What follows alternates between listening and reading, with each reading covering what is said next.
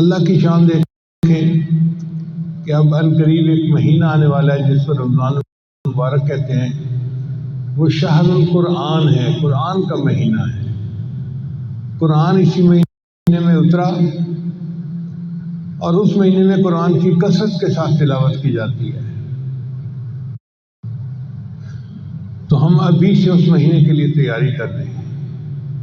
ہم نے دنیا میں دیکھا ہے کہ عید کے آنے سے ایک مہینہ پہلے عورتیں اپنے کپڑے تیار کرنے شروع کر دیتی ہیں، بچوں کی چیزیں خریدنا شروع کر دیتی ہیں.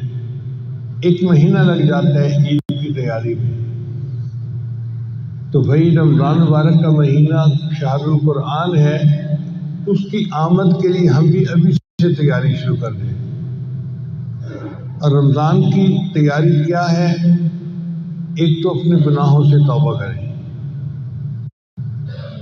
اور دوسرا اپنے کام کو اس طرح سے سمیٹیں کہ رمضان شریف کا وقت فارغ ہو عبادت کے لیے. روزہ صرف کھانے پینے سے رکنے کا نام نہیں ہے، روزہ اپنے اعضاء کو گناہوں سے بچانے کا نام ہے. تو ہم روزے کو اس طرح رکھیں کہ ہم کھانے پینے سے بھی رکے رہیں اور اعضاء جسمانی کو گناہوں پہ پڑنے سے بھی بچائے رکھیں. یہ اعلیٰ درجے کا روزہ ہے. سر سے لے کے پاؤں تک ہم روزہ دار بن کے زندگی گزاریں گے. تو اس کی پریکٹس ہمیں ابھی سے کرنی شروع کر دینی چاہیے.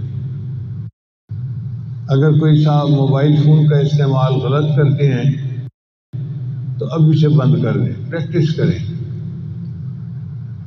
شیطان دور لگائے گا، لیکن جب آپ ریزسٹ کریں گے اور کوشش کریں گے تو اللہ اس مصیبت سے جان چھڑا دیں گے. اور اگر سکرین پہ تماشے دیکھتے ہیں تو دیکھنا چھوڑ دیں، اللہ کے لیے چھوڑ دیں. یہ رمضان مبارک کی تیاری ہے، اپنے آپ کو گناہوں سے بچانا.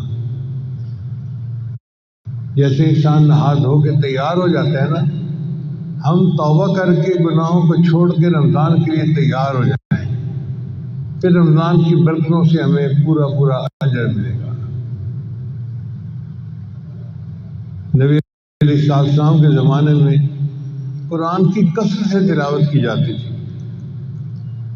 کتابوں میں لکھا ہے کہ اگر تہجد کے وقت کوئی بندہ مدینہ کی گلیوں میں چلتا تو اسے ہر گھر سے شہد کی مکھیوں کے بھن بھنانے کی آواز آتی تھی.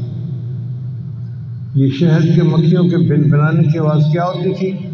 ہر گھر کے لوگ قرآن پڑھ رہے ہوتے تھے. آج ہمارے گھروں سے یہ آواز نہیں آتی، اس لیے کہ سب سوئے ہوئے ہوتے ہیں. تو تہجد کے وقت میں قرآن کا پڑھنا دلوں کو دھو دیتا ہے. اللہ فرماتے ہیں یا ایھا المزمل قم اللیل الا قلیلا نصفہ او انقص منہ قلیلا او زد علیہ ورتل القرآن ترتیلا.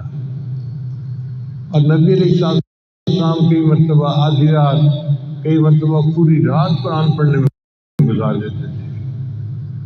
صحابہ کرام بھی اسی طرح. اصل میں قرآن کی ایک لذت ہے، جب وہ لذت مل جاتی ہے پھر انسان کا پڑھے بغیر گزارا نہیں ہوتا.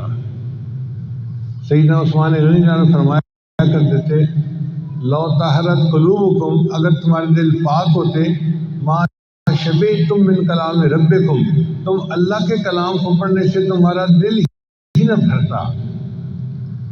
دل چونکہ گناہوں میں ملوث ہوتے ہیں لہذا ہمارا پڑھنے کو دل ہی نہیں چاہتا.